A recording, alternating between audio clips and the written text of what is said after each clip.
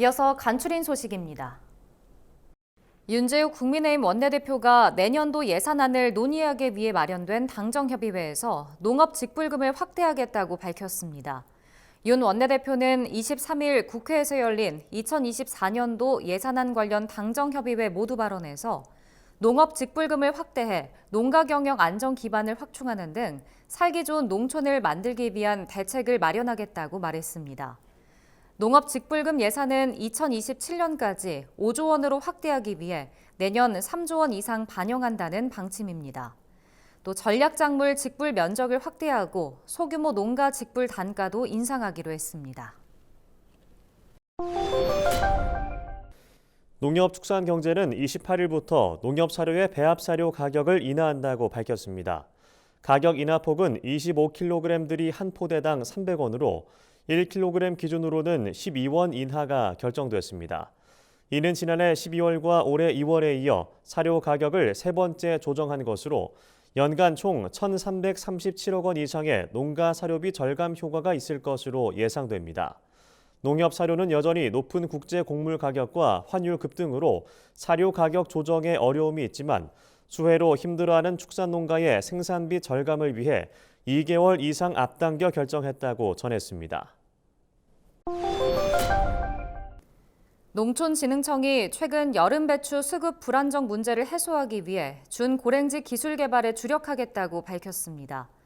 노지에서 재배하는 고랭지 배추는 기상 조건에 따라 작황이 달라져 수급이 불안정하다는 문제가 있습니다.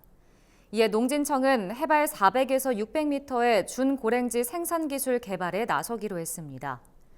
이에 따라 출하 시기를 초여름이나 초가을로 조정해 추석 등 여름 배추 수요가 많은 시기에 공급 물량을 충분히 확보할 수 있는 재배 유형 개발을 추진합니다. 이 밖에도 재해에 강하고 병 저항성이 있는 품종을 육성하기 위해 유용한 유전 자원을 확보할 방침입니다. 경상남도는 폭염 등으로 피해를 본 소규모 축산농가 동물보호센터를 대상으로 찾아가는 무료 진료를 실시합니다. 이번 무료 진료는 28일부터 30일까지 경남 수의사회와 공동으로 진행됩니다. 경남도는 축산농가의 예방접종이나 구충제 투약 등 진료를 지원하고 양봉농가에는 하절기 일제 방제 활동과 면역 증강제를 지원할 방침입니다. 또 동물보호센터의 유기동물을 대상으로 심장 사상충, 조류인플루엔자 등 질병 검사를 실시할 계획입니다.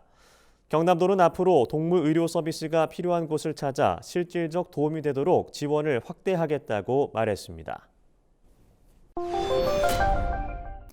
전북 장수군이 조사료 공급 안정화를 위해 계남면 호덕리에 조사료 유통센터를 최근 준공했습니다. 조사료 유통센터는 대형 곤포 412지와 조사료를 저장했다가 조사료 저장 공간 부족 등으로 어려움을 겪고 있는 농가에 저렴한 가격에 공급하게 됩니다. 장수군은 수확 전 현장 조사를 통한 품질 관리로 양질의 조사료를 확대 생산 유통할 예정이라고 말했습니다. 또 유통센터를 통해 기후변화에 따른 국제 곡물 가격 상승에 대비해 안정적인 조사료 공급 기반을 갖출 것이라고 덧붙였습니다. 경기도 로컬푸드 직매장의 올 상반기 매출액이 전년 대비 31% 증가했습니다. 경기도에 따르면 로컬푸드 직매장 83곳의 올 상반기 매출액은 1,117억 원으로 지난해 같은 기간에 853억 원보다 264억 원 늘었습니다. 이들 매장의 연매출 역시 해마다 증가해 지난해에는 2,079억 원을 기록했습니다. 경기도는 로컬푸드에 대한 관심과 함께 신선하고 안전한 농산물을 찾는 소비자가 증가해 매출이 늘고 있는 것으로 분석했습니다. 이에 앞으로도 도시와 농촌이 상생하고 지속가능한 로컬푸드를 만들어가겠다고 말했습니다. 전라남도가 태풍 카눈으로 피해가 발생한 호우 특별재난지역의 지적 측량 수수료를 감면하기로 했습니다. 전남도는 호우 특별재난지역으로 선포된 신안군과 영암군, 금정면, 시종면을 대상으로 피해 복구를 위해 지적 측량 수수료를 50에서 100% 감면하기로 했다고 최근 밝혔습니다. 감면 대상은 주거용 주택과 농축산 시설 등이며 특별 재난지역 선포일인 8월 14일부터 2년 동안 감면 혜택이 제공됩니다.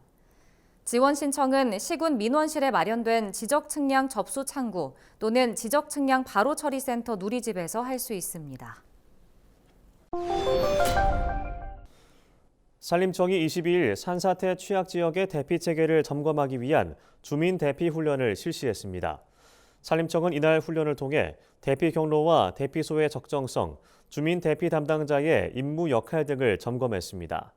특히 어린이나 어르신, 거동 불편자 등 안전 취약계층의 대피 체계를 집중 확인했습니다. 대피 훈련 후에는 산사태 재난 관련 지침의 개정 필요 사항을 논의했습니다. 남성현 산림청장은 이번 훈련을 계기로 국민들도 사전에 대피로와 대피소 위치를 확인하는 등 산사태에 대한 경각심을 가져주길 바란다고 말했습니다.